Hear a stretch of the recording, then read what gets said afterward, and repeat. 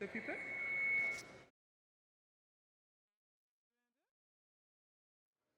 1, 2, 1, 2, 1, 2, on m'entend? Je vous laisse revenir tranquillement et vous installer tranquillement pour que nous puissions reprendre nos activités et nos discussions.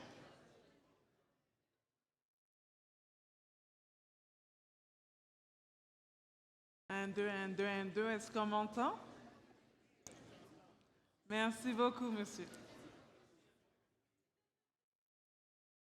Donc, j'espère que la pause s'est bien passée pour vous et que vous êtes requinqués pour la thématique numéro 3 de notre sommet de la retraite aujourd'hui, qui a pour thème, un thème je suis certain va vous intéresser, encore plus que les deux autres, l'indexation des retraites en 2040, mieux comprendre pour mieux agir.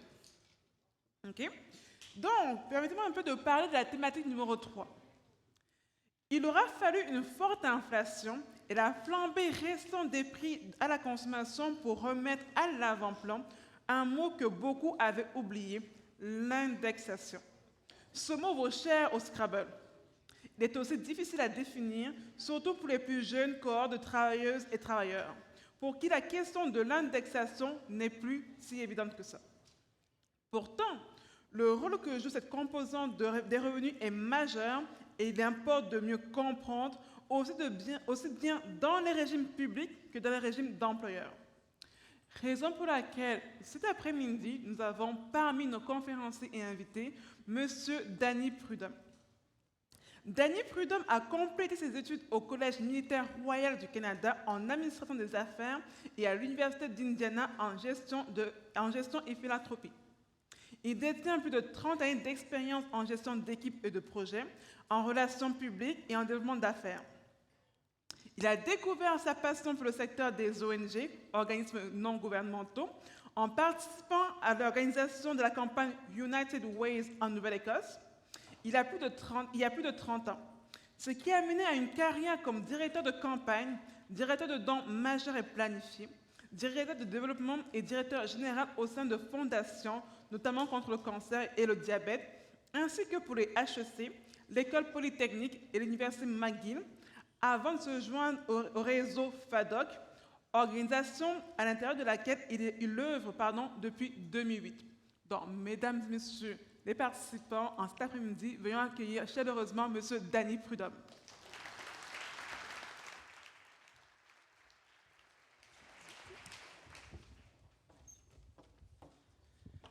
Alors, bonjour.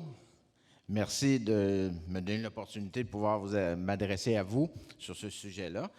Et en fin de journée comme ça, il y a des avantages et des désavantages. L'avantage, on a entendu les gens parler avant, donc on peut ajuster, peaufiner, puis prendre en note certaines choses qui ont été dites pour tabler dessus ou pas oublier. Mais ils n'ont pas voulu rajouter 20 minutes à mon temps parce que ça aurait pris 40 minutes. Fait que le défi, c'est de le faire en 20 minutes encore. Le désavantage, c'est que je me trouve entre vous et le cocktail. Alors, il faut que je sois aussi intéressant qu'un verre de vin, une bière ou une eau pétillante. Ça, c'est le défi.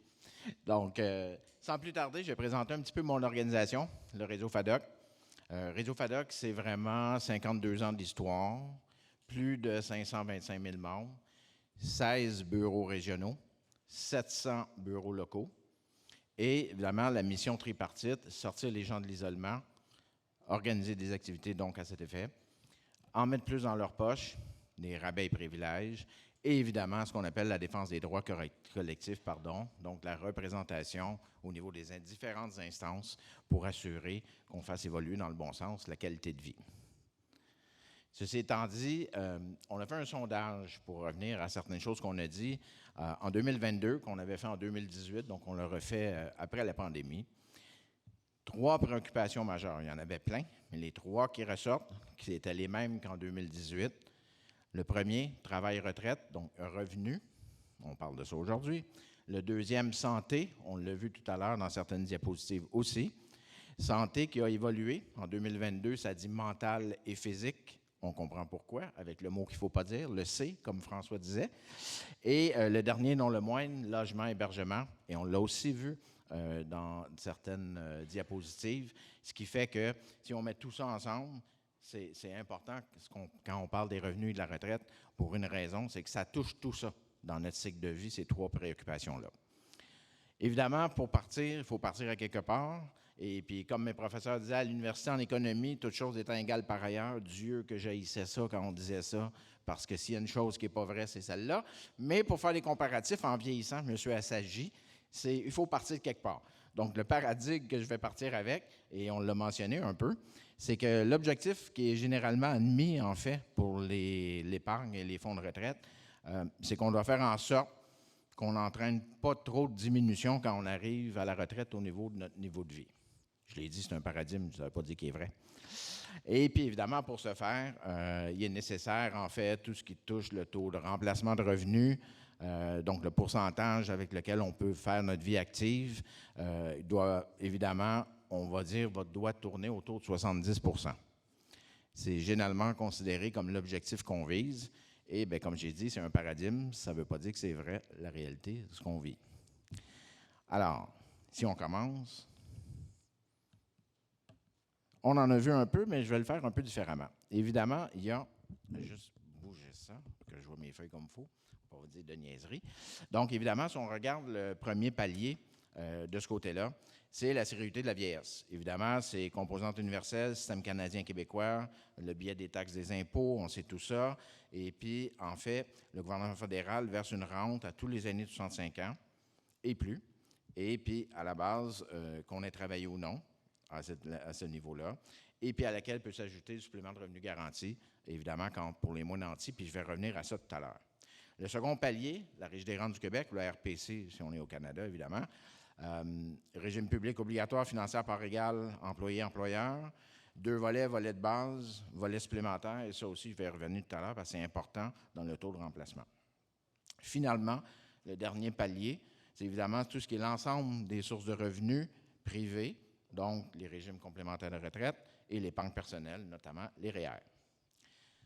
La RRQ, on l'a dit, ça vise à remplacer 25 %. Combiné avec le premier palier, en théorie, aujourd'hui, on n'aura qu'un taux de 41 %. Donc, je reviens à mon paradigme, je disais que ce n'est pas nécessairement vrai. Ben, en fait, ce n'est pas vrai pour la majorité des gens. Si on regarde au niveau du taux de remplacement, le Canada, en fait, on peut voir qu'il fait piètre figure par rapport à l'OCDE. Et puis, bien, à la base, c'est là aussi où le bas blesse. Donc, c'est une chose qu'il faut corriger. On a les moyens de le faire. On est un pays où on est privilégié. Donc, je pense qu'il faut le faire. Et quand on voyait les sondages au fil du temps, on voyait bien que les gens, d'avoir un revenu viable, c'est quelque chose qui est très important pour les gens dans la salle. C'est sûr qu'on prêche à des convertis. Et comme je disais à la personne à côté de moi tout à l'heure, on pense toute la même affaire dans la salle. Ça serait le fun, toute la société pense ça, puis qu'on puisse mettre une pression assez intense pour que ça change. Donc ça, c'en est un endroit où on doit changer. Évidemment, on constate là, au niveau des régimes complémentaires de retraite, pour que ça approche un taux de 70 %, on est loin de là, à cet effet-là. Évidemment, lorsqu'on observe la participation des travailleurs et travailleuses du Québec à un régime de retraite, on constate un peu moins de 40 % d'entre eux cotisent ni à un REER, ni à un régime complémentaire de retraite. Donc, évidemment, quand on parle du taux de remplacement, là, on vient de l'affecter, mais énormément à cet effet-là. Ensuite, si on regarde au niveau du taux de remplacement des revenus des régimes privés, bien, on voit que ça va être appelé à réduire à travers le temps parce que la grande majorité d'entre eux ne sont pas indexés, comme on peut voir. Donc, évidemment, là aussi, on vient toucher quelque chose qui va débalancer au niveau du taux de remplacement et ça ne prend pas nécessairement beaucoup de temps. Une question pour vous, vous avez pas besoin de répondre, là. C'est juste, je la lance comme ça, c'est pourquoi est-il important d'aborder l'indexation des régimes de retraite? Parce que sans indexation, à la base, l'inflation va seulement gruger le pouvoir d'achat et diminuer le niveau de vie. Et puis, comme on peut voir, par exemple, si le taux de l'inflation était juste de 2 %, ce qui n'est pas le cas là, dans les derniers mois qu'on vit, bien, le pouvoir d'achat des personnes en tant que tel diminuerait d'environ la moitié sur une période de 30 ans. Donc, on comprend rapidement, s'il n'y a pas d'indexation, qu'il y a un débalancement qui peut se faire assez rapidement. Et à 2 %, comme je dis, c'est minime de ce temps-là par rapport à ce qu'on vit. Pour la majorité des travailleurs et travailleuses, les bénéficiaires d'un régime à prestations déterminées, les montants des régimes publics seront les seuls à être indexés, comme on voyait au niveau des indexations. Évidemment, je pense qu'il faut qu'on parle aussi de la méthode d'indexation, parce que au niveau des régimes publics, si on regarde ça de plus près, au Canada et au Québec, les régimes publics, dans le fond, il y a Sécurité de la vieillesse, Régime des rentes du Québec, j'ai oublié le SRG pour le moment, là. C'est le calcul de l'indexation. L'IPC inclut l'ensemble des biens et des services, donc que les citoyens consomment. Par contre, plus on est à bas revenu, plus on consomme des biens et des services qu'on appelle de base, dans une plus grande proportion, et donc les revenus pour ces gens-là vont être plus affectés en tant que tels. Si on regarde au niveau le prix des biens et services, la mesure du panier de consommation en tant que tel, comme on appelle, là, évolue aussi différemment que le prix de l'ensemble des biens et services quand on regarde l'IPC en général. Donc, on a une mesure, mais en tant que tel, si on se focus sur certains biens qui sont plus essentiels, bien, à la base, ça varie aussi différemment. Fait que la mesure qu'on prend elle vient aussi débalancer de ce côté-là. Les salaires augmentent plus rapidement que l'IPC, d'environ 1 point de pourcentage, si on regarde par année. Puis, à la base, le programme fédéral, ça veut dire que comme il est basé sur l'IPC, bien, il va venir jouer un rôle réduit au niveau du remplacement au fil du temps, parce qu'il ne va pas au même type que les salaires. Donc, à la base, on va réduire. Puis, vous allez voir tout à l'heure, je vais vous montrer, je vais arriver là. Si on revient sur la RRQ, on dit, évidemment, sur la RRQ, ça ne se produira pas, parce que les revenus sont en fonction du maximum des gains admissibles qui, lui, augmentent. On l'a vu tout à l'heure, M. Boulanger le présentait dans ses diapositives. Donc, ça ne diminuera pas notre revenu parce que lui, il va évoluer en fonction du maximum des gains admissibles. Donc, à la base, plus on va aller dans le temps, plus le maximum des gains admissibles va augmenter. Évidemment, une fois à la retraite, on s'entend que là, on a avec l'IPC, on est en parenthèse pogné avec l'IPC encore une fois. En 2019, on a vu, il y a eu une bonification du régime, évidemment. Je pense que c'est essentiel, puis on l'a vu, il y a des gens qui souhaiteraient qu'il y en ait plus dans un des sondages.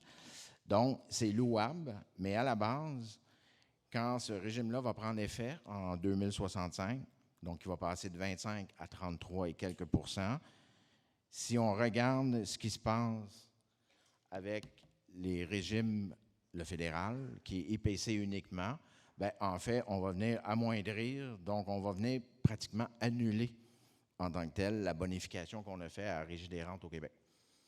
Parce que l'autre n'augmentant pas de la même façon, on va avoir un débalancement et ça va venir diminuer notre bonification du régime à cet effet-là. Évidemment, c'est-à-dire que la méthode d'indexation, comme je l'ai mentionné pour le PSV et le SRG, là, ça va annuler tout ça au niveau de la RRQ, de la bonification qu'on va aller chercher. Alors évidemment, ça confirme l'importance au niveau de la méthode, des mécanismes d'indexation qu'on appelle pour améliorer le taux de remplacement en tant que tel des revenus des régimes publics pour les prochaines générations. Là, ça ne prend pas un doctorat en mathématiques. Avec les différentes choses, on pouvait bien voir en partant de toute façon qu'il y avait un débalancement. Puis plus on creuse avec la façon qu'ils sont indexés, plus on voit qu'il y a un débalancement, puis que ce débalancement-là ne va pas aller en diminuant, mais va aller malheureusement, malgré le fait qu'on a bonifié la RRQ, imaginez si on ne l'avait pas bonifié, ça va aller quand même en s'accentuant de ce côté-là. Ce qu'il faut regarder au niveau du programme de la sécurité de la vieillesse, c'est que c'est d'autant plus questionnable dans un contexte où le niveau de revenu octroyé est très peu élevé à cet effet-là. Puis on va prendre des comparatifs, là. Si on regarde le prix d'une place standard en RPA, c'est supérieur, en fait, aux montants maximaux du programme de la sécurité de la vieillesse pour les personnes seules. Donc, les personnes âgées, on sait que 8,7 % des utilisateurs, 8,7 % de cette clientèle-là, sont des utilisateurs des banques alimentaires canadiennes. Le taux d'augmentation dépasse largement celui des autres groupes d'âge en tant que tel. Donc, on parlait de tantôt, quelqu'un mentionnait l'itinérance à travers le Canada, que c'était au-delà de 30 % qu'on retrouvait des aînés qui avaient perdu le logement. Donc, on voit aussi que les banques alimentaires, c'est un problème à cet effet-là. En 2021, 21 % des personnes âgées vivant seules au Canada vivaient avec des besoins impérieux en matière de logement.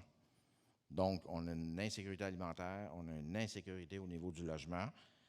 Et sous la pression des différents groupes de défense, là, dont la FADOC fait partie, il y a eu des bonifications au supplément de revenu garanti et il y en a malheureusement encore besoin parce qu'on peut voir qu'on est sous le seuil de viabilité, en fait, au niveau de revenus. Et donc, on ose espérer que dans les années à venir, on va être en mesure, de toute façon, d'essayer d'augmenter encore une fois ce supplément-là, mais ce n'est pas la solution. C'est une solution temporaire pour les pallier à des gens qui sont déjà dans le trouble actuellement, là. Au Québec, 21 des personnes de 65 ans et plus vivent avec moins de 20 000. Ça, c'est une statistique 2020. Donc, ils sont sous le seuil de pauvreté officiel calculé par le gouvernement fédéral avec la MPC. Puis je reviens au SRG, je disais tout à l'heure. Près de 40 des gens en ont besoin. Donc, ça veut dire que pour une personne vivant seule, il fait moins de 20 000, 20 700 et des poussières pour avoir le maximum. Pour un couple combiné, si on prend le revenu, c'est un peu plus de 27 000. Donc, ce n'est pas le Pérou, là. Ces gens-là qui ont besoin du supplément sont vraiment, comme on dirait, très mal pris. Mon mot qui allait sortir, c'était pas poli, très mal pris, on va le dire comme ça. En matinée, on voyait aussi que la statistique sur les 65 ans et plus, c'était 40 000 $ de revenus moyens. Et ça me fait friser les cheveux sur la tête que je n'ai pas, parce qu'il faut le décortiquer, ce chiffre-là. En disant ça comme ça, pour reprendre ce que quelqu'un disait tantôt pendant une période de questions, à la base, en disant ça, fret net sec de même, là, comme on dirait, là, ça laisse paraître que les gens, bon, ils ont un beau revenu, 40 000 la retraite, c'est pas pire. Ça, c'est la moyenne. Premièrement, il faudrait peut-être prendre la médiane, qui reflèterait plus la réalité du vrai chiffre. On sait c'est quoi la médiane. Parce que, à la base, si on prend la médiane des 75 ans et plus, le chiffre qui ressort, c'est 26 000 $ au Québec. Donc, on est loin du 40 000. Puis quand on pense aux 40 % sur le SRG, ils sont très, très loin du 40 000. Donc, tout ça ensemble fait que, à la base, il faut faire attention quand on dit des chiffres parce qu'on pourrait porter à croire que tout va bien et ce n'est pas le cas. Évidemment, si je vous dis ça, c'est parce que ça veut dire que c'est important de réfléchir aux choix qu'on va faire pour l'indice en ce qui a trait au seuil de pauvreté. Et à la base, quand on regarde le MPC actuel, la MPC actuelle, mesure du panier de consommation, mesure la pauvreté sous l'angle de la couverture des biens de base. Ça veut dire qu'un individu, en tant que tel, en situation précaire, lui, on ne calcule pas non plus, ou c'est sous-évalué au niveau des dépenses si on pense aux lunettes, si on pense à la santé auditive, si on pense à la santé bucco-dentaire et les médicaments. Et puis, si on revient au SRG, puis si j'ai un petit peu d'épargne de côté puis j'ai le supplément, je retire 1 $, on me pénalise de 50 sous l'année suivante. Donc, j'ai un impôt de 50 %. C'est hallucinant, là. Ces gens-là, c'est les moins rémunérés de la société, puis c'est les plus imposés de la société quand ils font ça. Vous voyez, il y a un débalancement, là, parce que même s'ils voulaient arriver à un niveau de vie acceptable pour se payer des dépenses qui ne sont pas prises en considération, on les repénalise encore par la suite. Fait que là aussi, le paradigme, ça ne marche pas. Récemment, évidemment, le gouvernement Trudeau a rehaussé de 10 % la sécurité de la vieillesse pour les 75 ans et plus. Donc, il a fait quelque chose qu'on n'a jamais pensé. Ce programme-là, c'est 65 ans et plus. Lui, il vient d'en faire 2 programmes dans un. 75 ans et plus, tu as un 10 %, 65, 74, tu n'as rien. Prétextant que les 75 ans et plus ont besoin de plus d'argent. Je ne dis pas que c'est pas faux. Je dis pas que c'est faux, pardon. Par contre, le véhicule pour faire ça, ceux qui ont vraiment besoin d'argent, c'est le supplément de revenu garanti. Ce n'est pas la sécurité de la vieillesse. Là, tu vas toucher ceux qui ont vraiment besoin d'argent. Sinon, si tu veux bonifier un programme, bonifie-le comme il faut. Fais pas 2 classes de citoyens. En faisant ça, il y a 2 classes de citoyens qui viennent d'être créées. Les citoyens qui vont être bonifiés, puis les 65, 74, par la bande, est-ce qu'on veut qu'ils retournent travailler? Fait qu'on ne les a pas bonifiés. Ça, c'est assez intense si c'est ça qu'on veut, parce que tout à l'heure, on parlait de travail. Et si on parle de travail, bien, à la base, c'est très simpliste comme approche, parce que c'est beaucoup plus complexe que ça, ce problème-là de retour au travail.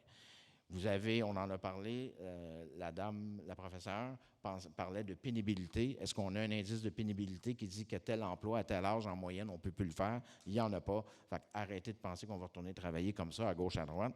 Est-ce qu'il y a de la formation continue, des programmes pour les plus de 50 ans? On voit beaucoup la formation arrêtée à 18-35 dans bien des cadres, un peu plus après, mais pour les plus âgés, on n'en voit pas. Ensuite de ça, est-ce qu'il y a des incitatifs fiscaux? Non, c'est des pénalités qu'on a au lieu des incitatifs. Si on pense quand on retourne, on va être pénalisé davantage. Donc, si c'est de retourner les gens au travail parce qu'on ne leur a pas bonifié à cet effet-là, bien, on a encore une fois manqué le bateau, donc le paradigme ne tient pas.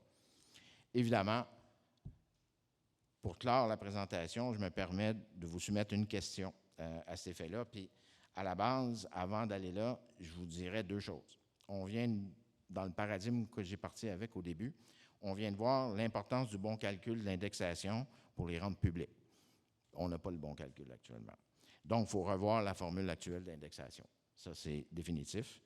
Il faut amener des propositions qui sont beaucoup plus appropriées et il faut les développer, les élaborer, fin de journée, les élaborer en fonction des besoins. Donc, il faut partir des besoins et non pas de la rente. Il faut regarder les dépenses incompressibles. Si on part de la rente, on oublie qu'il y a des dépenses qui sont incompressibles. Et à la base, tout ça, pourquoi? Et il y en a certains qui l'ont dit, pour amener un revenu viable et une retraite digne de ce nom. Merci.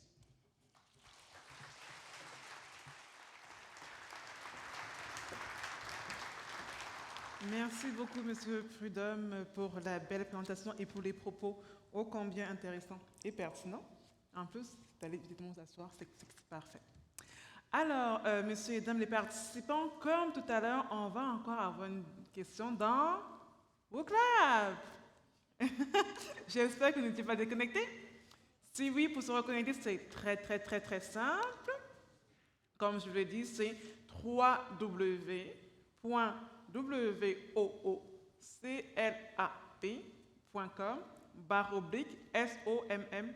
En fait, je crois que bon, ok. J'arrête de donner les instructions. Le monde lit des questions puis répond, c'est parfait.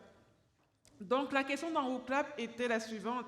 Selon vous, qui serait le principal responsable pour favoriser un revenu de retraite viable à l'avenir? Est-ce le gouvernement du Québec et le gouvernement du Canada, donc le gouvernement? Est-ce les travailleurs? Est-ce les employeurs? Ou bien vous préférez ne pas répondre et ou ne savez pas? Ok, majorité écrasante pour le gouvernement.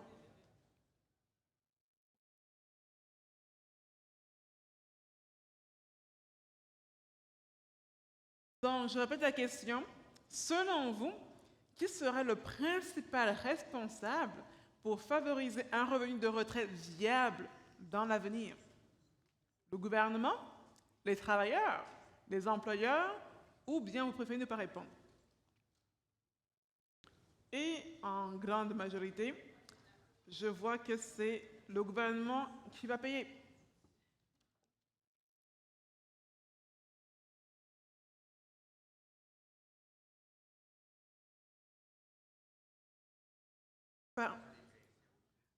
Pardon? Là,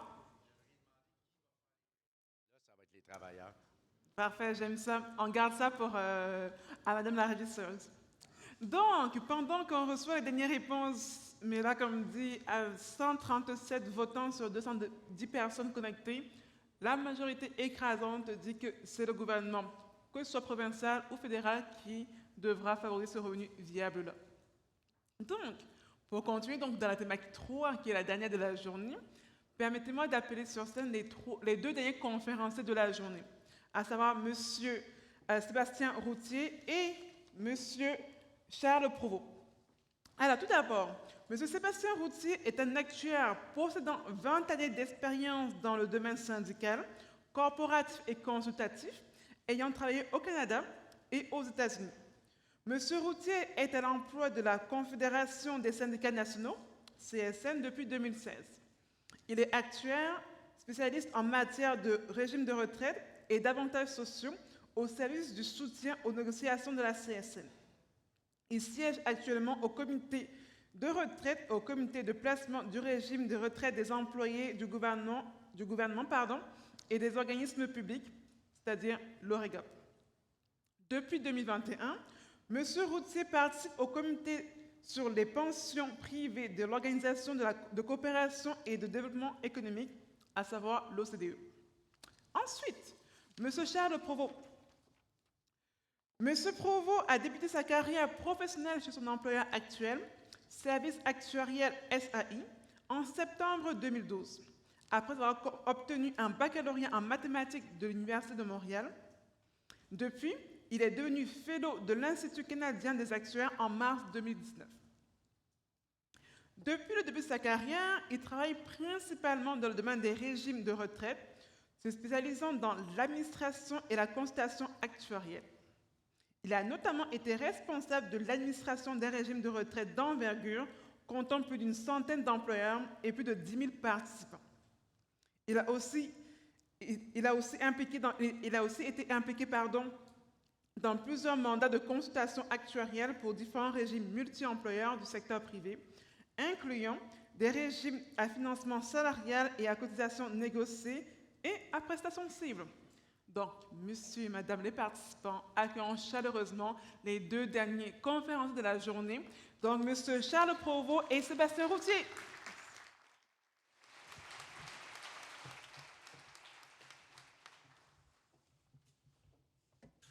Bonjour tout le monde. Donc maintenant, c'est pour vrai. Les deux derniers avant le drink. Et en plus, ils ont mis 2 actuaires. Donc ça va être super de fun.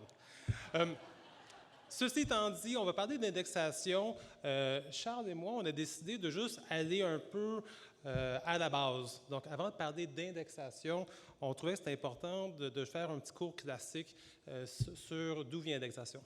Donc ici, le graphique qu'on voit ici, c'est historique depuis 1915 de l'inflation.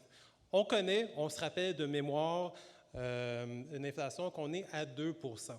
Mais effectivement, si on regarde depuis la Deuxième Guerre mondiale, pendant la Deuxième Guerre, il y a eu une grosse inflation et après ça, des années 50 à 70, on a une inflation qui a augmenté jusqu'à du 12-13 %.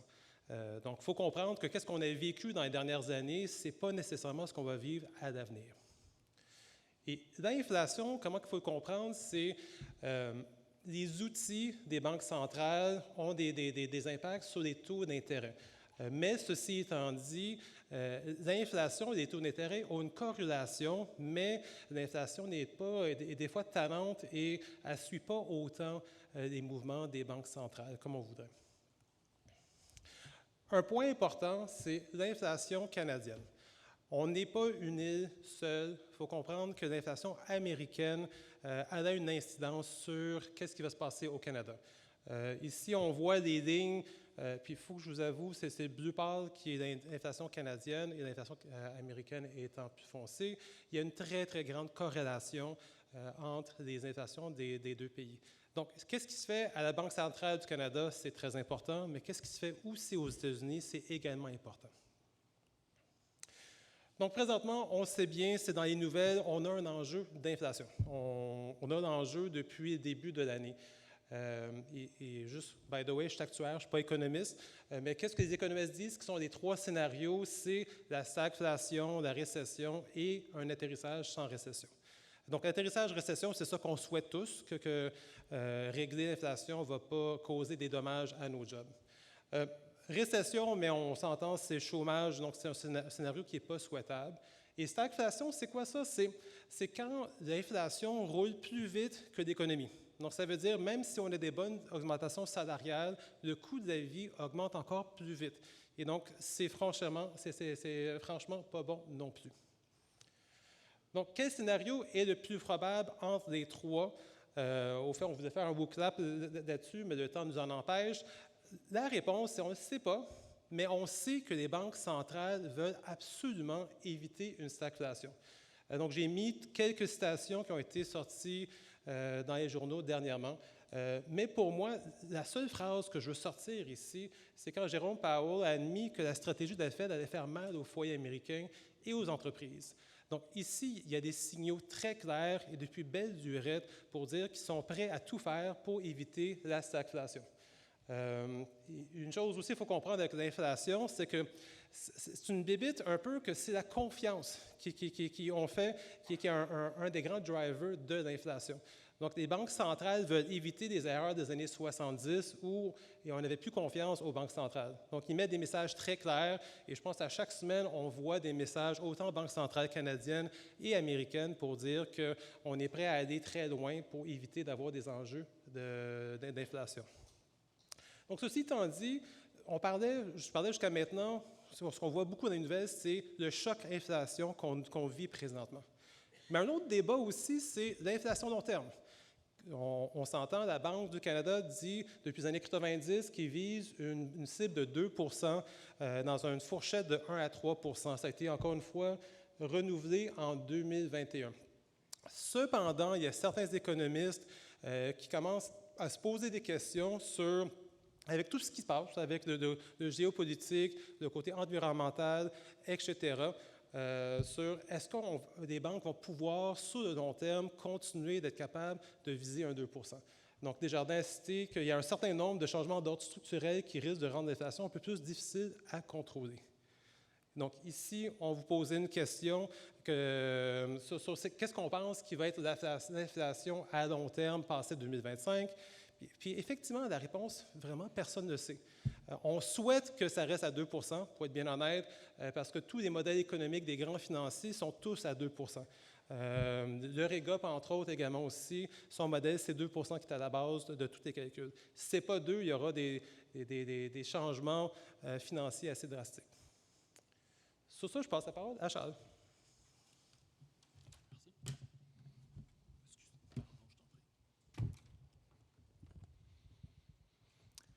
Donc, comme Sébastien disait, l'inflation à court terme, il y a un choc, c'est une chose, mais à long terme, les mandats des banques centrales restent qu'on va viser une inflation à 2. Selon le mandat actuel de la Banque du Canada, il vise 2, une fourchette entre 1 et 3, ça a été renouvelé.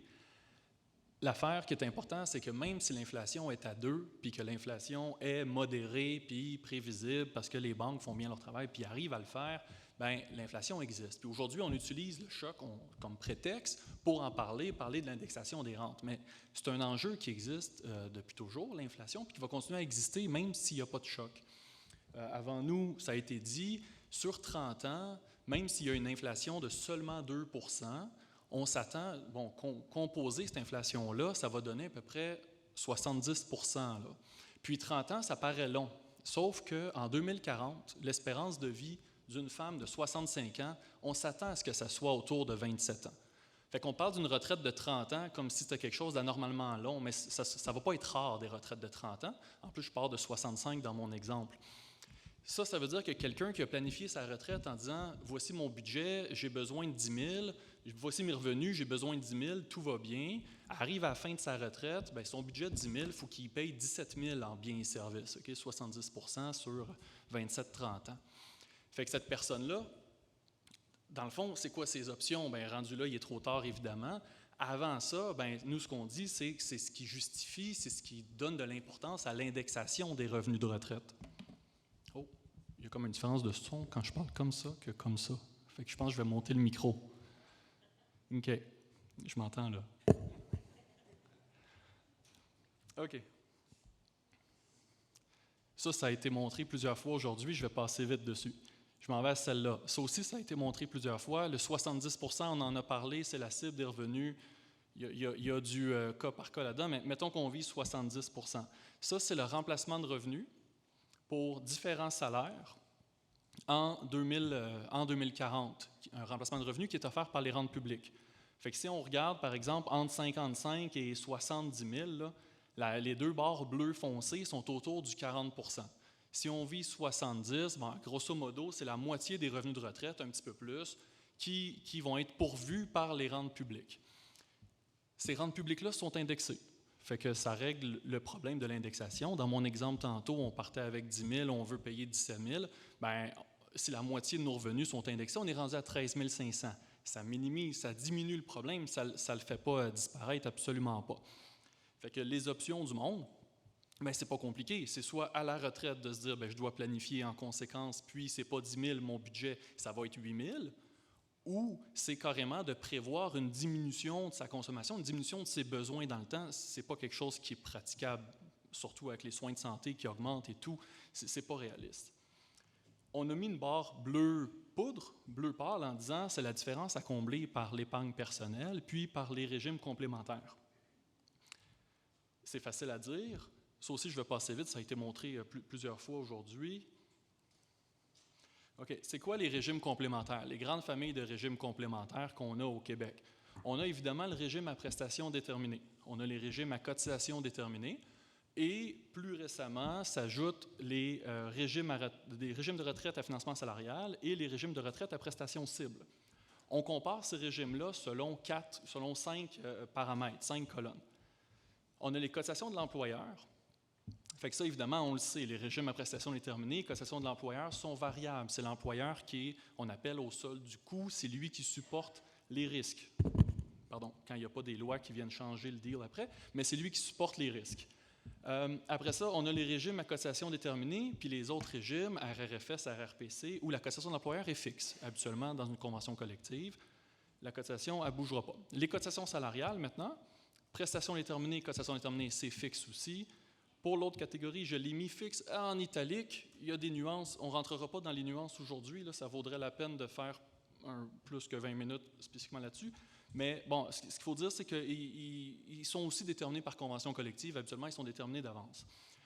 Les retours d'investissement, maintenant, dans les 3 cas, ils sont variables. Évidemment, si on avait trouvé avec le temps quelque chose que les retours d'investissement n'étaient pas variables puis que ça donnait un investissement, un retour qui avait de l'allure, puis on ne serait peut-être pas ici aujourd'hui à parler d'une problématique. Fait que maintenant, les bénéfices de retraite. Le bénéfice de retraite, c'est le résultat de l'équation des 3 éléments qu'on ajoute. On ajoute des cotisations, employeur salarial, on ajoute un retour sur l'investissement. Ça nous donne un bénéfice. Dans la prestation déterminée, il est fixe. Encore une fois, j'aurais pu le mettre en italique pour des nuances, mais il est fixe. Régime à cotisation déterminée, il est variable. Fait que ça, régime à cotisation déterminée, on peut en parler longtemps du problème de l'indexation des rentes. En fait, le gros problème du régime à cotisation déterminée, c'est que le revenu lui-même est variable. Les régimes RRFS, RRPC, donc régime de financement salarial et à prestation cible, les bénéfices de retraite sont prévisibles. Comment ils arrivent à être prévisibles alors que le reste est fixe comme le cotisation déterminée? C'est que les risques sont assumés de manière collective, ce qui nous permet de gérer les risques un petit peu différemment. Et un revenu prévisible, c'est ce qui va permettre à un retraité de planifier pour sa retraite. Donc, on a la mauvaise manie de planifier la retraite comme étant l'année à laquelle on prend la retraite. Il faut vraiment planifier la retraite comme tout au long de la retraite. On parlait de 30 ans tantôt, ce n'est pas un chiffre farfelu du tout. Bien, au moins un revenu prévisible, c'est le premier élément important pour ça. Fait que ça aussi, je pense que c'est un tableau qui a été montré, ou en tout cas, c'est un tableau qu'on a vu souvent. C'était dans le rapport d'Amour en 2013, qui nous dit que 47% des travailleurs du Québec n'ont pas de régime ni PD, ni CD, ni de REER collectif. En plus, ça nous dit que 65% des travailleurs, ils n'ont pas de régime à prestations déterminées. On pourrait dire n'ont pas de revenus de retraite prévisibles ou n'ont pas de revenus de retraite fixe. Parmi ceux qui ont un régime à prestations déterminées, donc parmi ceux qu'on dit peut-être qu'eux, ils sont corrects, ce qu'on voit, c'est que dans le secteur privé, il y a moins que 1% de ces participants-là qui ont une rente indexée. Okay? Donc, encore une fois, 4 000 personnes là, qui est indexée selon l'IPC sur 480 000.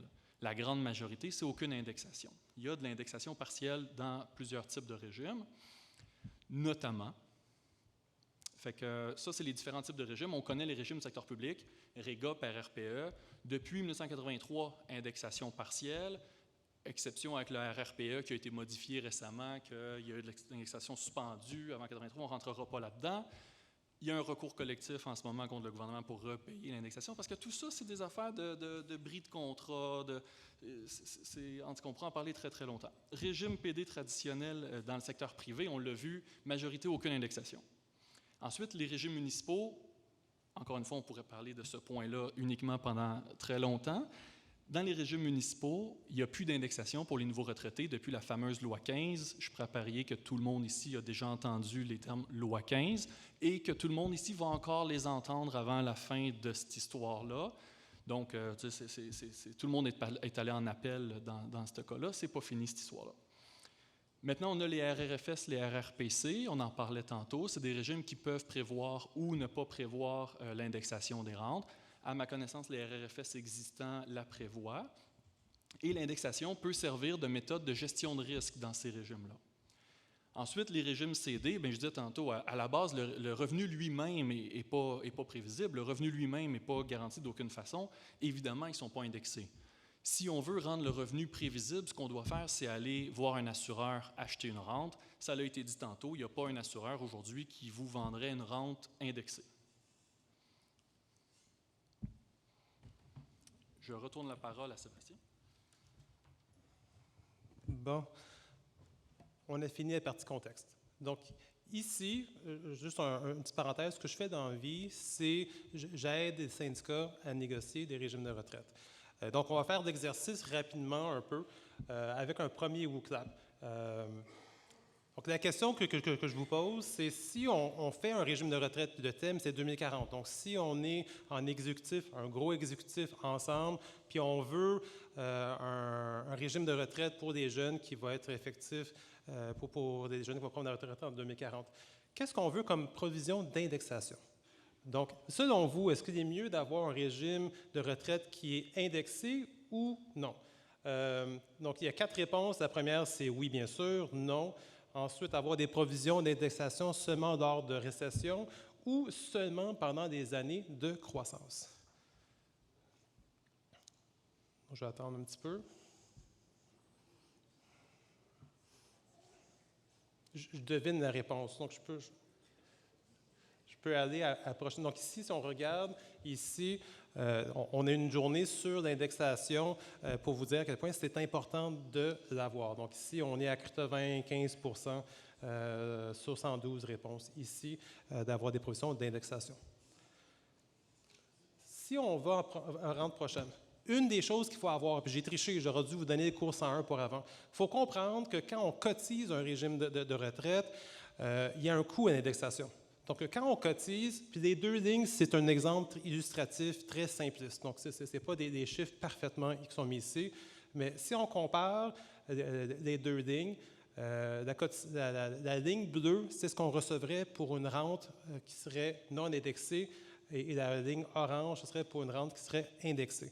Donc, en théorie, si mon exemple est très simpliste, c'est la même cotisation qui est mise par des travailleurs-travailleuses et avec l'employeur au courant des années. Il faut comprendre que l'indexation n'est pas gratuite, elle a un coût.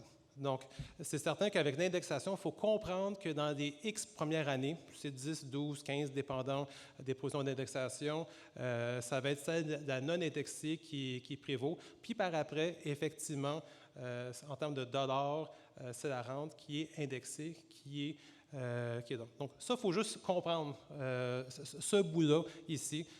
Parce qu'effectivement, si on parle d'indexation, puis on est dans un régime qui a toujours été non indexé, puis on veut une indexation quand on part à la retraite, mais il est trop tard, parce que ça coûte une fortune à mettre à prisonnier quand c'est trop tard. L'indexation, ça se réfléchit au fur et à mesure de la carrière. Donc, qu'est-ce qu'on fait? Quand on veut négocier, mais la première chose, évidemment, c'est qu'un régime de prestations déterminées demeure un idéal. Il y en a encore plusieurs sont ouverts, et un régime à prestations déterminées peut permettre d'avoir une rente indexée ou non. Donc, c'est un outil qui est, si on veut, idéal pour avoir cette conversation ensemble dans notre grand groupe de comité exécutif. Cependant, une des choses qu'il faut comprendre, c'est qu'un outil qui est très courant présentement, c'est des régimes à cotisation déterminée. Cet outil-là, c'est juste du cash de l'employeur, mais on ne peut pas travailler sur une rente indexée ou non. La bonne nouvelle, c'est qu'au Québec, comme ce que Charles parlait auparavant, on est un des précurseurs. On a des outils collectifs qui peuvent permettre l'indexation. Donc, le RRFS et le RRPC, les 2 outils peuvent permettre, quand on paramétrise, si on veut une indexation ou non. Donc, ceci étant dit, le point majeur, si on veut, c'est que l'indexation, il ne faut pas le faire trop tard. Il faut prendre la décision dès le jour 1 du régime, ou si on veut négocier une amélioration du régime, c'est une amélioration qui peut être faite, mais il faut vraiment le voir d'un côté prospectif. Je donne un exemple. Dans un site que je ne peux pas nommer, une des demandes du syndicat était, bon, on veut que notre régime de retraite soit indexé complètement pour tout le monde, autant participants actifs, participants retraités, depuis le début des temps. C'est un régime qui était très, très mature. Donc, j'ai fait les calculs approximatifs et le coût était plus que la masse salariale complète de l'usine. Donc, c'est juste pour vous donner une indication que quand on le fait avec un régime mature, quand tout le monde est à la retraite, c'est une décision qui a été trop tard. Pour moi, le bout important sur l'indexation, c'est un débat. Puis, honnêtement, il n'y a pas de bonne ou mauvaise réponse. C'est en regardant qu'est-ce qu'un comité exécutif avec un syndicat puis l'Assemblée générale, c'est qu'est-ce qu'ils veulent avoir. C'est leur décision qui prévaudra à la toute fin.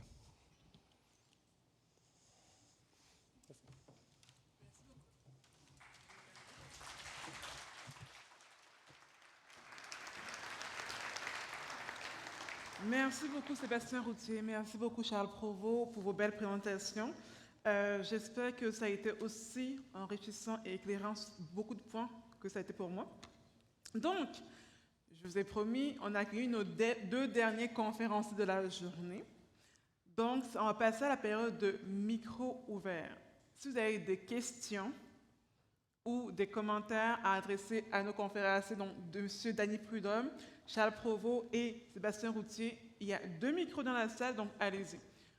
Je répète encore les instructions par rapport aux questions ou aux commentaires. C'est premièrement vous présenter, indiquer à qui s'adressent vos questions, puis formuler votre question ou commentaire de manière concise et brève. Donc, j'ai un premier monsieur ici. Yves Guérette, Unifor, section locale 299. Membre participant au RFS, des membres actifs. Je ne suis pas d'accord avec une position des deux actuaires sur la question du RFS. C'est un régime à prestations déterminées. La rente est garantie, est indexée. À l'heure actuelle, la RFS-FTQ est indexée de 2008 à 2021. Les régimes à prestations cibles, c'est une rente que tu cumules. S'il y a des baisses de profit dans le régime, la rente peut diminuer. Ça fait partie du régime à prestations cibles. On en a chez Résolu. OK? La rente n'est pas garantie des prestations cibles. La rente, l'indexation, il n'y a pas de rente de garantie d'indexation d'un régime à prestations cibles. Moi, quand je voyais la courbe là, comme ça, puis l'autre qui montait, bien, le régime à prestations cibles, à la longue, tu perds ton pouvoir d'achat, comme le monsieur disait tantôt. Ta rente a fait ça, un régime à prestations cibles à la longue, parce que tu perds ton indexation, le régime de retraite à financement salarial, que ce soit du commun, peu importe, ta rente, tu as une indexation, oui, ta rente, tu pars plus bas, mais elle monte. Ton régime à prestations cibles, je ne sais pas si vous pouvez me justifier ça, là, mais dire, moi, ce que je comprends des prestations cibles, j'en entends parler, puis c'est comme ça que ça se passe. OK? Les régimes à RFS, ils ont l'indexation et c'est prévu dans les régimes de retraite à prestations RFS, comme de quoi que s'il y a des rendements. Cette année, le régime à RFS a donné au-dessus de 15 d'indexation à ses rentiers et à ses membres qui sont actifs dans ce régime de retraite-là parce qu'il y avait des surplus dans ce régime de retraite-là. Un régime à prestations cibles, il faut qu'il y ait une garantie de surplus, je pense que c'est 15 ou 20 en haut du 100 Sinon, tu ne peux pas donner d'amélioration au régime. Puis si tu baisses en bas du 100 ton régime à prestations cibles, ta rente va diminuer. Autant les retraités que les actifs, la valeur de ta rente va diminuer. Si je comprends bien, c'est comme ça marche un régime à prestations cibles. Je ne comprends pas dans vos diapositives que le régime à prestations cibles il est mis à même le RFS parce que ce n'est pas deux rentes de la même affaire. Il y en a un qui pourrait aller plus dans la cotisation déterminée, l'autre irait plus avec les PD parce que c'est une rente qui est garantie puis elle va être indexée s'il y a des surplus dans le régime de retraite. Merci. Si vous pouvez répondre à ça. Merci beaucoup, M. Routier. Oui, je vais la prendre. Dans le graphique que vous parlez, je n'ai jamais mis un nom de régime de retraite là. Parce que les deux régimes, autant RRPC qu'RFS, peuvent avoir l'indexation ou non. Donc, ici, honnêtement, on est tous un peu dans la même famille. Je ne veux pas avoir des chicanes sur quel produit RRFS, RRPC est meilleur. Ce n'est pas là le but de la conversation. Mais le point important, honnêtement, c'est que ces deux produits-là sont infiniment meilleurs qu'un régime à cotisation déterminée qui met les risques d'une façon individuelle aux membres. Les deux régimes, RRFS et RRPC, assument les risques d'une façon collective. Donc, juste pour être bien clair, ici, dans la présentation, Charles et moi, on a fait très attention pour éviter ce débat-là, parce qu'il n'est pas là le débat. Le débat, c'est qu'on veut sortir les membres d'un régime cotisation déterminée, puis il y a deux outils qui peuvent permettre de mettre l'indexation ou non. Donc, c'est juste ça que je voulais répondre. Merci beaucoup, M. Routier. Monsieur? Oui, Alain Gilbert, AREC, CSQ. Je veux m'assurer d'avoir bien compris le dernier bout de l'intervention de M. Provost. Là. Rechercher pour améliorer les revenus des retraités REGOP, RRPA, RRE, là, tout ça. Là. Rechercher la récupération de l'indexation 83, tout ça. Là. Ce ne serait pas la bonne façon d'augmenter ou de diminuer là, la perte des revenus.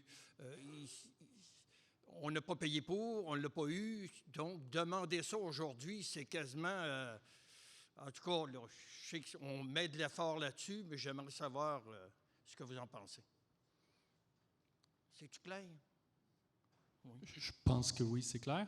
On parle de la diapositive quand on parlait de l'indexation des régimes du gouvernement, là, comme le RRPE. Ces régimes-là, RRPE, REGOP, sont pleinement indexés avant 1983. C'est déjà la disposition prévue au régime. Il y a une modification récemment au RRPE qui est venue suspendre l'indexation et modifier la formule d'indexation suite à la suspension.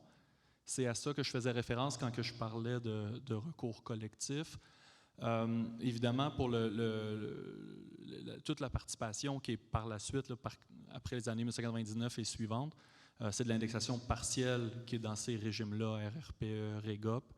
Puis, je ne pense pas qu'il y ait de recours collectif pour cette indexation-là. Ce n'est pas de celle-là dont je parlais. Merci beaucoup, M. Provost. Donc, on a une autre question, monsieur? Bien, deux commentaires. Luc Baudouin, je viens de la municipalité SCFP. Premièrement, quand on parle de cible, ça me surprend d'entendre parler de prestations cible parce que vous n'avez pas parlé, mais les retraités peuvent être touchés dans une prestation cible. À moins que la loi ait changé, que je ne suis pas au courant, mais parce que nous, je suis formateur en plus, on essaie de dire aux gens de se tenir loin de ça parce que s'il est difficile, le retraité, puis il me semble que c'est un débat depuis ce matin, les retraités, quand ils sont partis, s'il vous plaît, ils peuvent tout partir la tête tranquille puis profiter de la vie puis aussi s'amuser un peu. Ça, c'est un point. Deuxième point, l'indexation. Il y a eu des lois qui s'est passées. En 2006, chez nous, la petite ville de Mascouche, on a négocié une indexation. Mais les lois du gouvernement, là, sont venues chercher, puis on s'est battu après, puis on l'a perdu, cet argent-là. Il faut avoir des mécanismes pour l'indexation. Je suis 100% d'accord. Mais, tu sais, qu'on dit qu'on va chercher une indexation, il faut toujours faire attention à ces principes de loi-là, puis le gouvernement, il se fout de nous autres quand il décide d'aller là. J'aime bien les régimes publics. Les régimes publics, il faut l'indexer. Tu sais, puis là-dessus, il y a une grande... J'écoutais votre présentation, puis je suis membre de la FADOC en passant, là, de tout nouveau. Je suis bien content d'avoir permis voir mon président. Il y a un débat là-dessus à faire dans notre société, parce que les régimes publics, c'est une sécurité sociale pour tout le monde. Hein? Puis c'est des régimes full indexés. Puis le gouvernement, là, il est obligé d'avoir un œil là-dessus directement. Quand on tourne dans nos régimes complémentaires, puis on va chercher une indexation, n'importe quoi, il se fout de nous autres dans que ça soit au privé, que ça soit au municipal, que ça soit partout. C'est toujours un débat qu'on a. Mais, oui, ça prend l'indexation, je rejoins, mais c'est pas facile de l'implanter dans les régimes. Vous le savez, ceux qui siègent au comité de retraite, là, c'est bien différent de l'ego, mais ça en prend une.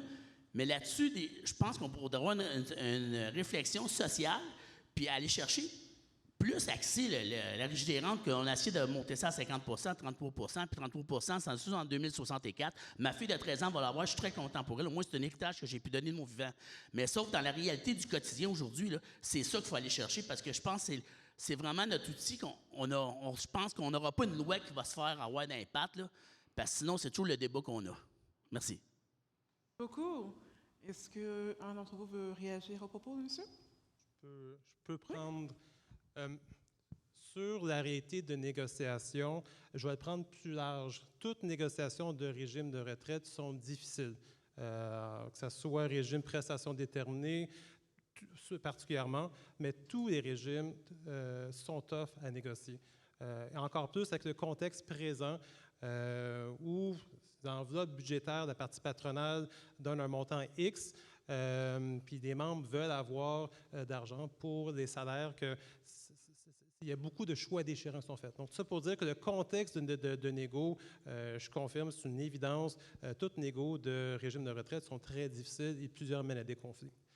Ça, c'est la première. Le deuxième, c'est dans les régimes de retraite, c'est malheureux, mais il y a un risque législatif. Puis on l'a tous vécu avec la loi 15. Je vais être poli ici, mais on s'entend que nos retraités et les partisans actifs ont perdu beaucoup avec cette loi-là. Mais ceci étant dit, dans la science actuarielle, pour un régime de retraite, le risque législatif est un risque immense. Puis on l'a tous vécu à ce moment-là. Pour le premier point sur les prestations cibles, ça, une couple de précisions. Dans la loi ne permet pas un transfert d'un régime prestation déterminée vers une prestation cible. Donc, les retraités actuels ne seront jamais impactés par une prestation déterminée et même les participants actifs qui ont 30 ans de service ne seront jamais impactés par ça. Donc, c'est juste une première une nuance à avoir là-dessus. Puis, une prestation cible, il faut le voir comme un outil, pas pour remplacer une prestation déterminée, c'est un outil, et comme le RRFS, c'est des outils pour remplacer des régimes cotisation déterminée. C'est ça l'objectif. Puis ici, c'est certain qu'on est tous du même opinion là-dessus. C'est des régimes à cotisation déterminée où nos membres sont tous à découvert sur tous les risques, toute leur vie, d'une façon individuelle. Quand les deux outils ont des similarités très grandes, mais ils ont leurs différences. Mais ceci étant dit, encore une fois, sur le débat de présentation, je le répète, ce n'était pas l'objectif du tout d'avoir une conversation sur les deux outils, étant donné que les deux outils, encore une fois, permettent autant de donner ou non d'indexation. Merci beaucoup, M. Routier. Alors, j'avais monsieur ici, puis monsieur là-bas après. Guy Gagné, CD. C'est bien important ce qu'il vient de dire, parce que depuis tantôt, on a fait une bataille. Nous, on est un fonds de pension CD. On a fait la bataille contre les prestations cibles pour les PD.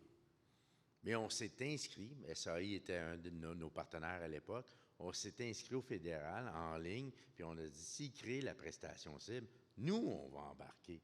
Le SFP s'était mis contre les prestations cibles pour ne pas transformer les PD en prestations cibles.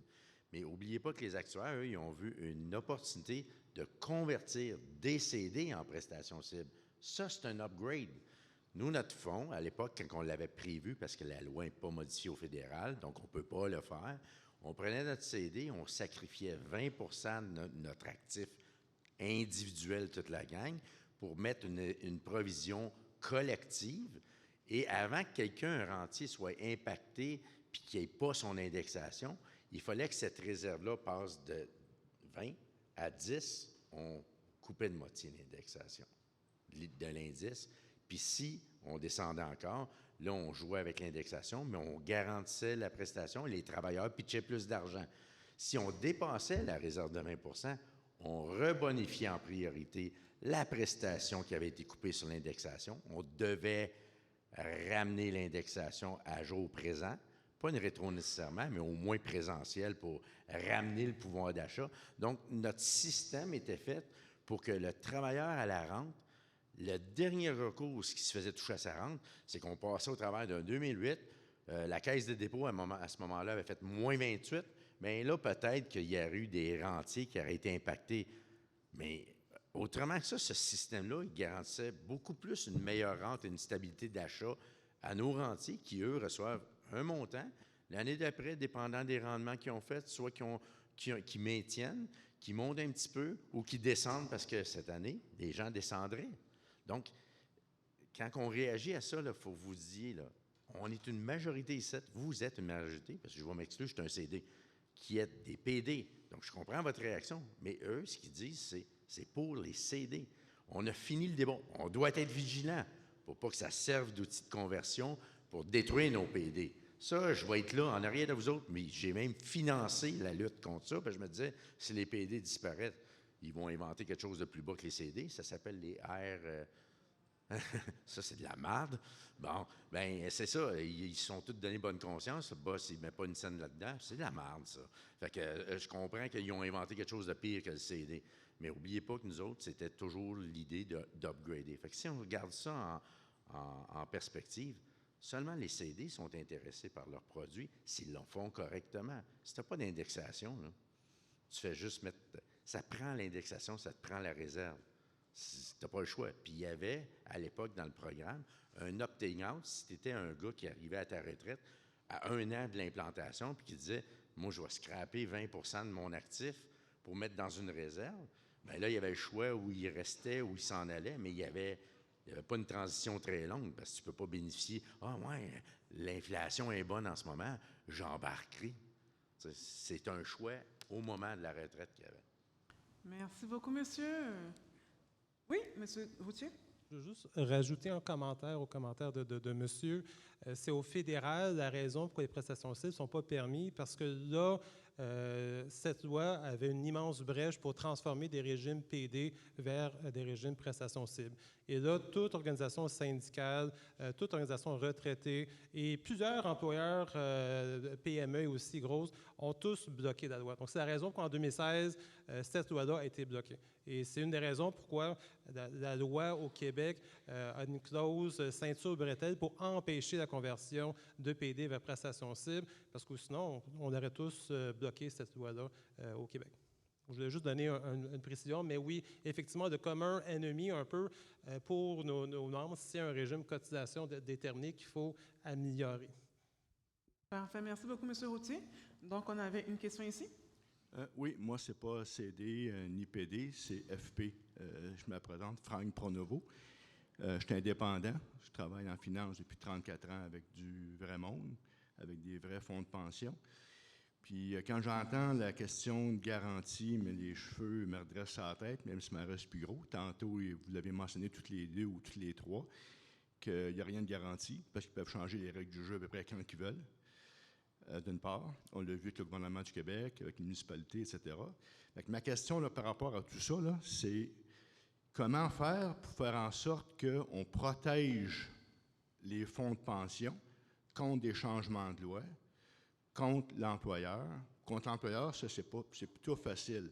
Si on regarde à la ville d'Ottawa, le fonds de pension est dans la convention collective, c'est un PD en passant, là, mais que l'employeur cotise autant que l'employé. Ils n'ont jamais eu de manque à gagner. Ils ont eu des surplus. Fait que ça, c'est pas trop difficile. Puis la caisse est complètement dépendante de l'employeur. Fait que l'employeur peut fermer ses portes. C'est la ville d'Ottawa. Je ne pense pas que ça va arriver demain matin, mais ce n'est pas important parce que l'argent est à part. Mais ma question pour vous, c'est à savoir comment on peut faire pour faire en sorte que les régimes de pension, on parle de régime complémentaire, bien entendu, là, parce que je suis un grand fervent d'avoir un régime de rente du Québec et le PSV combinés ensemble qui va faire qu'on va fournir un revenu viable de base pour tout le monde. Ça, c'est d'une part. Mais d'autre part, pour les régimes actuels ou les régimes complémentaires, comment faire pour protéger les employés contre un employeur. Puis l'employeur, ça peut être le gouvernement du Québec ou une municipalité. J'ai des idées, mais j'aimerais avoir les vôtres. Merci. Merci beaucoup. Alors, Monsieur Je vais commencer de mon côté. Je vais reprendre une phrase tout à l'heure de la professeure. C'est est-ce que c'est un droit humain ou non d'avoir une retraite? Donc, c'est la première chose à considérer. Parce que si c'est un droit humain, ça veut dire que le gouvernement devrait mettre en œuvre ce qu'il faut pour assurer une retraite digne de ce nom, première chose. La deuxième chose, c'est il y a des pays qui l'ont fait, il y a des pays qui mettent ça de l'avant comme une priorité et leurs travailleurs sont mieux protégés. Pourquoi? Parce qu'on le voit aujourd'hui avec la pénurie de main-d'œuvre, pas de travailleurs, pas de production, pas de compagnie qui existe. Donc, si on veut que les gens performent et donnent tout ce qu'ils ont pendant qu'ils travaillent, bien, en retour, il faut savoir bien les protéger pour leur donner une retraite quand ils en ont assez donné. Merci beaucoup, M. Prudhomme. M. Pronovo? C'est bien dit, puis j'allais juste ajouter sur le risque législatif dont Sébastien parlait tantôt. C'est un risque qui existe. Ce qu'on peut faire aujourd'hui pour se protéger contre ce risque-là, il n'y a pas 1000 affaires, mais même la loi 15, ça suit son cours, le processus, ça s'en va en appel. C'est pas, moi, je ne suis pas juriste, là, je ne me prononcerai pas sur l'issue probable ou pas probable, là, mais c'est pas dit encore que tout ça va se faire, là, comme ça a été annoncé. Parfait. Merci beaucoup, M. Provost. M. Routier? OK, parfait, c'est bon. Et donc, on a Madame. Mélanie Bellemare, FSE. Ma question s'adresse à M. Routier, M. Provost. Donc, il y a quelqu'un de la REC ici qui a posé une question, puis moi, je ne l'ai pas comprise de la même façon que vous. C'est une question concernant le REGOP. Et la question, dans le fond, que moi, je comprends, c'est depuis 1983, il y a eu une période 83-99 où il n'y a pas eu d'indexation. Et là, si on voulait faire l'indexation, est-ce que ça coûterait un peu cher, bien cher, super cher? Bref, si on voulait indexer les gens qui n'ont pas eu cette indexation-là pendant cette période. Merci. Beaucoup. La réponse rapide, c'est cher. Sébastien le disait tantôt, il a donné un exemple d'un groupe qui a voulu mettre de l'indexation pour le passé jusqu'à aujourd'hui, puis ça coûtait la masse salariale du groupe actuel.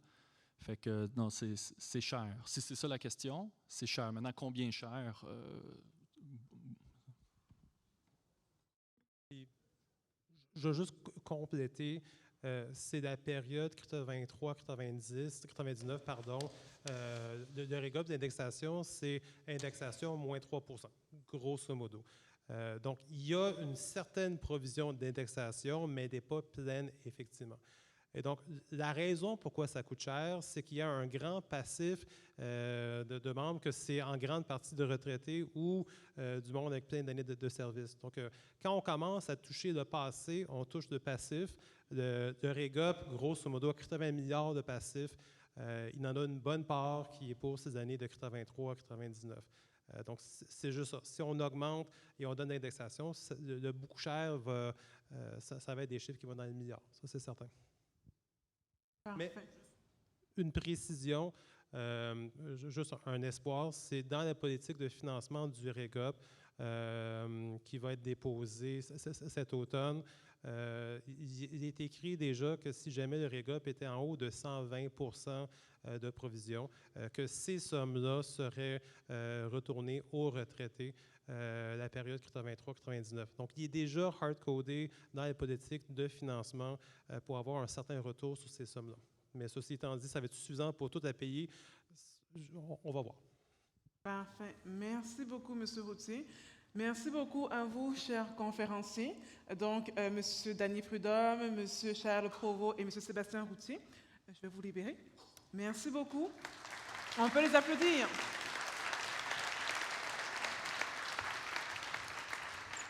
Comme je vous disais, c'était les derniers conférenciers de la journée, donc on s'approche de la clôture. Je vais aussi vous libérer bientôt. Mais avant de clôturer ce premier sommet de la retraite, j'aurai l'honneur de laisser la parole à M. Robert Laplante. Robert Laplante est docteur en sciences sociales, sociologie économique et diplômé de l'École normale supérieure de Cachan à Paris. Robert Laplante est aussi directeur général de l'Institut de recherche en économie contemporaine, l'IREC. Il a publié plusieurs ouvrages et de nombreux rapports de recherche dans divers domaines de l'économie politique et dans le champ de l'analyse des politiques publiques. Robert Laplante et l'équipe de l'IREC ont publié de nombreux travaux sur les enjeux de développement du Québec et sur le renouvellement de son modèle économique. Donc, dernière locution de la journée avant la mienne, je vous invite à accueillir chaleureusement M. Robert Laplante.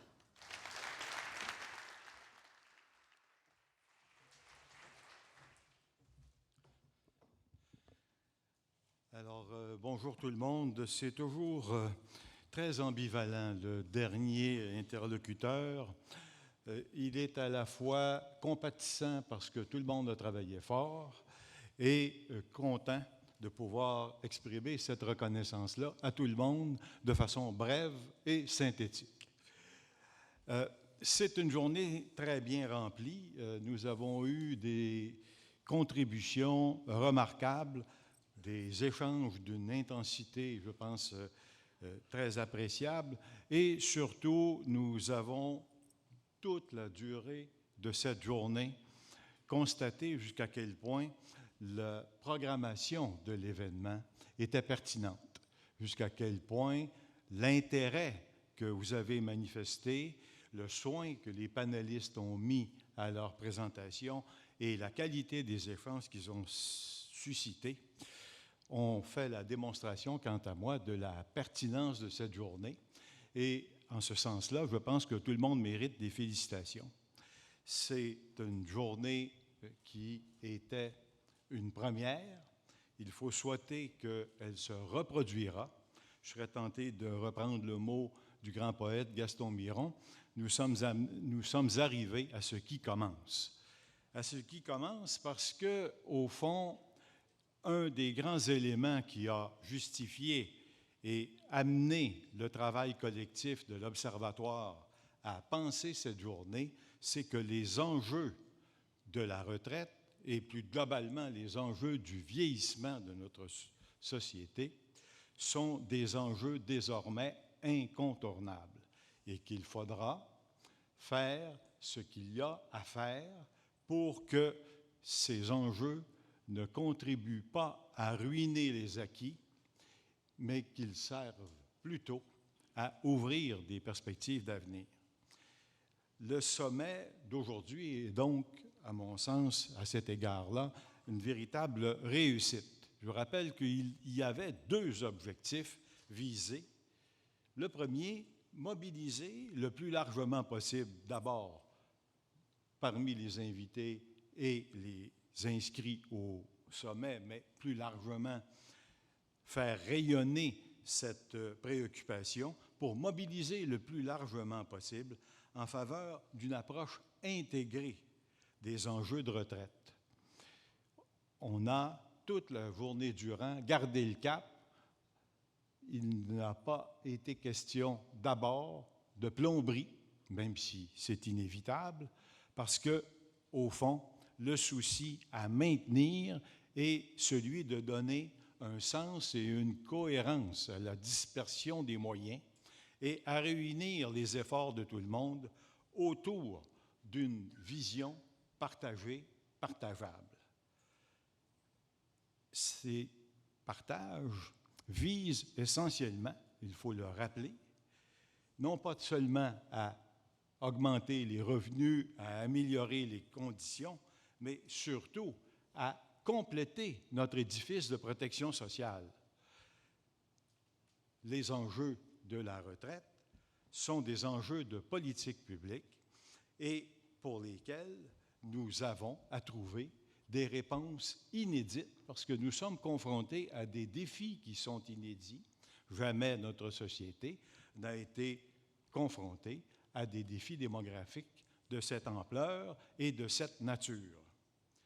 Le deuxième objectif, c'était celui de se donner un instrument pour partager, élaborer, enrichir les débats et faire naître une vision qui pourra éventuellement servir de socle à des revendications sur ce que nous considérons comme essentiel pour la justice sociale, c'est-à-dire un instrument institutionnel qui va donner au dialogue social et aux préoccupations de tous les acteurs un format et un forum. C'est la proposition que les concepteurs du sommet et les membres de l'Observatoire ont mise au jeu, c'est-à-dire la formation d'un éventuel Conseil des partenaires de la retraite. Les travaux d'aujourd'hui, les travaux de l'Observatoire de la retraite montrent que c'est une étape à laquelle nous sommes rendus. Les compétences existent, les questions, les enjeux sont pour l'essentiel identifiés, pas tous documentés, pas tous explorés à un même degré d'intensité, mais il y a déjà sur la table, et le bilan de la journée le montre, beaucoup de travail à abattre pour un éventuel conseil de cette nature. Et au fond, la première conclusion qui s'impose, me semble-t-il, dans nos échanges d'aujourd'hui, c'est que le Québec est mûr pour franchir un prochain pas, pour franchir, au fond, la rénovation de son édifice de protection sociale.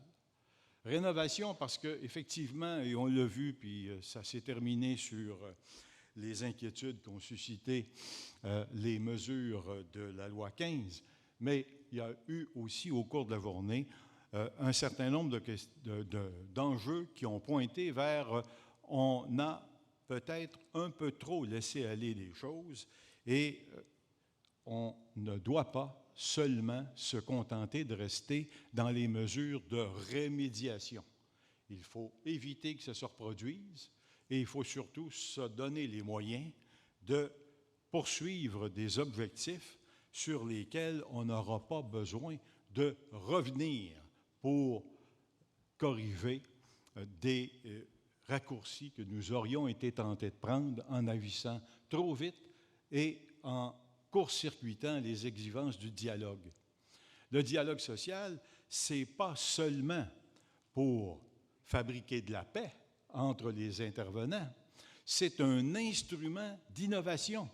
C'est par la confrontation des idées, par les compromis que doivent faire les acteurs entre eux, que ce dialogue est le plus fructueux. Donc, se donner un conseil des partenaires de la retraite, c'est se choisir la voie de l'innovation. C'est se choisir un instrument pour la réaliser, cette innovation ou cet ensemble d'innovations, et c'est celui d'un forum permanent, équipé convenablement pour accompagner les différentes parties prenantes dans la discussion publique pour la faire, pour l'enrichir et de temps en temps pour la provoquer. C'est un instrument donc à la fois d'innovation et de cohésion sociale, et c'est bien sûr dans la conception qu'on peut en avoir un instrument qui va s'inscrire dans la continuité de la construction institutionnelle des 50 dernières années. C'est un instrument qui peut devenir et qui doit s'inscrire dans la tradition de concertation large, impliquant les parties prenantes et pas seulement les parties prenantes directement engagées, mais toutes celles qui sont associées aux conséquences ou aux initiatives qui peuvent s'y prendre. Par la solidarité sociale aussi, cet instrument-là peut et devrait contribuer à renforcer tous les réseaux de mutualisation des ressources. Les moyens que l'Observatoire peut mobiliser sont modestes. Les moyens qu'un conseil pourrait mobiliser pourraient être plus substantiels, mais surtout, ils pourraient donner véritablement un rythme différent à l'innovation à laquelle nous sommes condamnés. Pour faire face aux problèmes, il faut être capable de réfléchir au moins aussi vite que les problèmes nous tombent dessus. Et ça, évidemment, c'est une tâche qui ne peut être que collective. Je dis toujours à nos équipes de recherche que l'intelligence, c'est une fonction collective. Et ça ne peut s'exercer que dans des cadres qui sont conçus pour ça, c'est-à-dire des cadres capables d'accueillir la confrontation des idées, capables d'accueillir la transgression de certaines évidences et surtout tournés vers l'invention de ce que nous souhaitons, de ce à quoi nous aspirons. Ce n'est pas vrai que le vieillissement démographique est synonyme de déclin.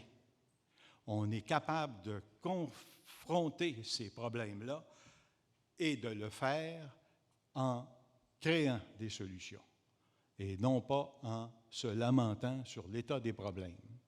Pour l'essentiel, un instrument comme le Conseil des partenaires serait une illustration de plus, mais une illustration nécessaire de ce que c'est qu'une société vieillissante, créatrice et innovante. Et ça nous fournira l'occasion de compléter l'architecture institutionnelle. André Marié, qui est, comme vous savez peut-être, le grand architecte de la Régie des rentes et le complice inséparable de Jacques Parizeau pour la création de la Caisse de dépôt, André Marié avait, dès le départ, en tête que les premiers mouvements institutionnels qu'il fallait mettre en place devaient être des pas dans la direction de l'établissement d'une politique de la vieillesse. Il voyait beaucoup plus large que simplement la question de l'organisation de l'épargne en fonction d'objectifs de société. Ce qu'ils voyaient, c'était une réponse de l'État qui traduirait la solidarité sociale dans un ensemble de mesures. Cette ambition-là, elle est à demi réalisée, elle est restée un peu en plein, comme si on avait été un peu éberlué d'avoir réussi à mettre la Régie des rentes sur pied puis à mettre la caisse de dépôt sur pied. Il y a des gens qui se sont assis, ils étaient peut-être fatigués. Mais dans les faits, la journée d'aujourd'hui a montré que non seulement cette ambition-là, elle est encore pertinente, mais les travaux d'aujourd'hui montrent aussi que ce n'est pas suffisant. Parce que la société a évolué, les changements qui affectent le développement du Québec ne peuvent plus être simplement résumés sous le vocable politique de la vieillesse.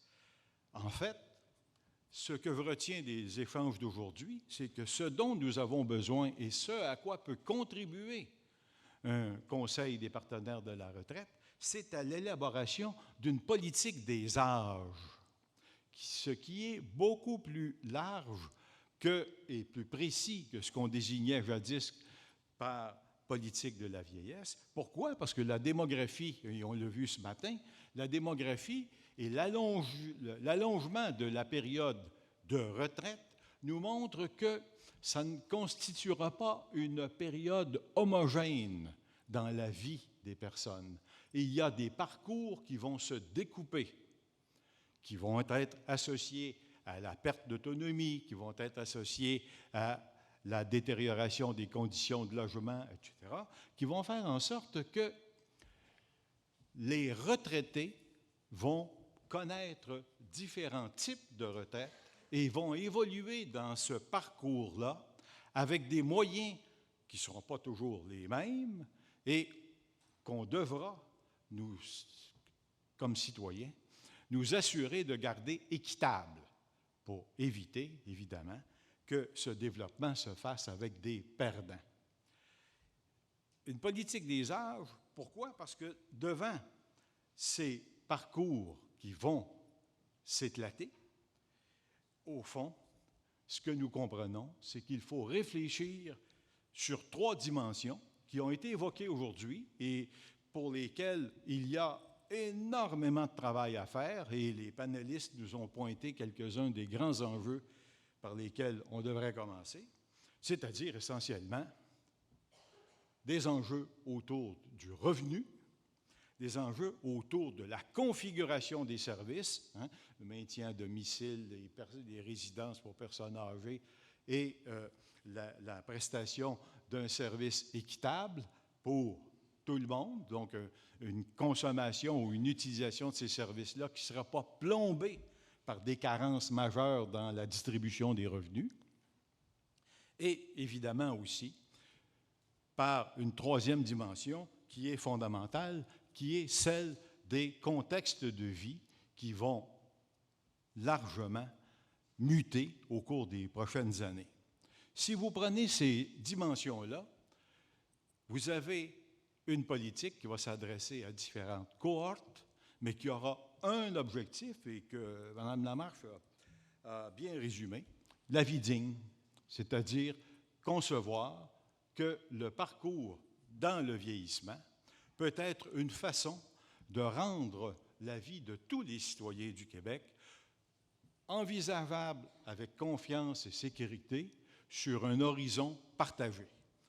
Dans le fond, la création d'un Conseil des partenaires, ce serait une très belle démonstration à faire pour convaincre tout le monde, à commencer par les plus jeunes d'entre nous, que la construction du Québec n'est pas terminée. Merci beaucoup. Merci beaucoup, M. Laplante. Au plaisir.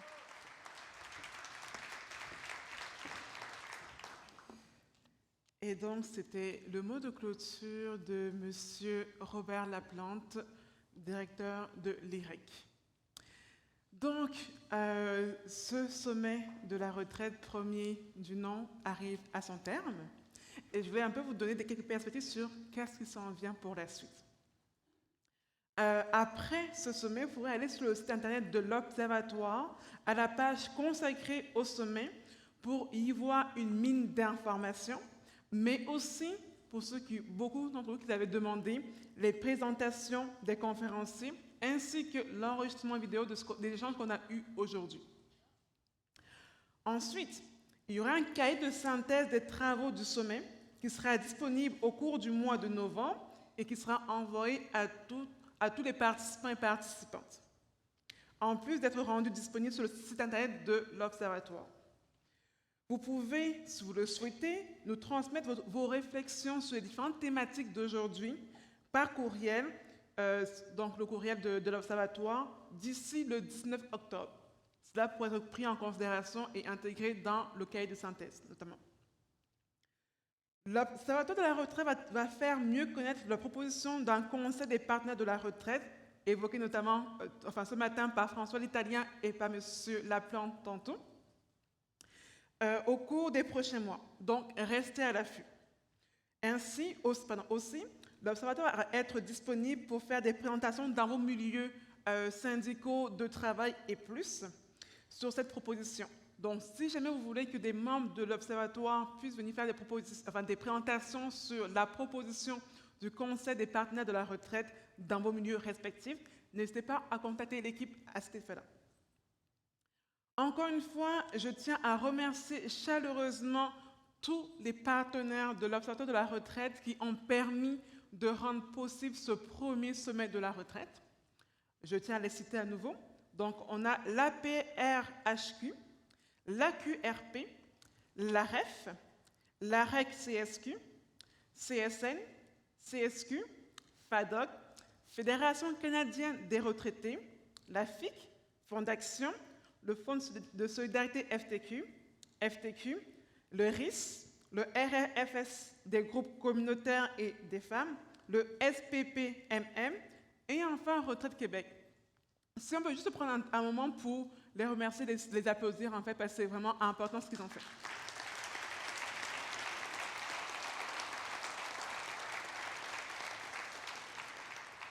Merci. Aussi, je voudrais prendre le temps de vous remercier, vous, chers participants, participantes, d'être venus tôt ce matin et d'avoir participé à initier avec nous, avec l'Observatoire de la retraite, ce dialogue social qu'on veut créer autour de la retraite et de l'avenir de la retraite. Ça a été un réel honneur, en fait un privilège pour moi d'être votre animatrice aujourd'hui.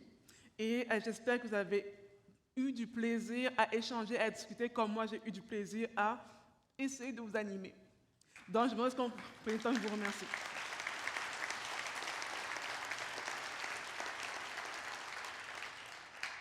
Pour ceux d'entre nous qui restons pour le 5 à 7, et oui, il y a un 5 à 7 qui va commencer dans pas longtemps, normalement, vous avez reçu des coupons pour des boissons, 2 coupons pour des boissons alcoolisées ou non alcoolisées. Si vous voulez plus de consommation, il y aura un bar payant aussi dans le hall pour ceux qui voudraient plus que 2 consommations alcoolisées ou non alcoolisées. Donc, encore une fois, je veux dire, les mots me manquent. Je suis quelqu'un d'assez émotif, donc je vais essayer de garder mon professionnalisme jusqu'au bout. Mais sincèrement, merci beaucoup. C'était un réel plaisir et honneur pour moi. Merci beaucoup. Alors, on est dans les remerciements. Elle a accepté de la première fois qu'on l'a contactée, elle a dit oui, sans embâche. Même je lui avais dit, tu vas voir, les événements de l'Observatoire de la retraite, c'est quand même assez costaud. Les invités qu'on a, c'est du monde un peu échevelé, parfois plus conformiste, parfois plus outsider. Et les participants, les participantes, on a des questions, on se dit vraies affaires. Je voudrais remercier en votre nom, au nom de l'équipe, Annick, d'avoir animé ça. Merci beaucoup. Merci beaucoup. Puis avant d'aller boire, je voudrais remercier aussi, puis c'est la dernière fois qu'on dit merci, là, le comité d'organisation du sommet. Si on a eu un si bon moment, tout le monde ensemble aujourd'hui, c'est grâce à un comité restreint des partenaires de l'Observatoire. Il y a des noms derrière ça. Je voudrais remercier Philippe Poirier-Monette du réseau FADOC. Je voudrais remercier Sébastien Routier de la CSN, Marie-Josée Naud de la FTQ et André Bourget de la QRP. André Bourget qui a un peu plus que 80 ans d'âge, mais qui a probablement un peu moins de 30 ans dans le cœur puis dans la militance. Pour moi, quand on parle d'un retraité qui continue d'être actif, André Bourget de la QRP vient spontanément en tête et je suis persuadé qu'autour de vous, vous avez des personnes retraitées qui rock. Et je pense que la génération qui s'en vient à la retraite, il y a des personnes parmi vous qui, dans les prochaines années, vont partir à la retraite, bien, je vous suggère de prendre des modèles autour de vous de retraités qui vont mourir au travail, c'est-à-dire de sensibiliser et de faire avancer le Québec sur la question de la retraite. Merci beaucoup. On se voit de l'autre côté au 5 à 7.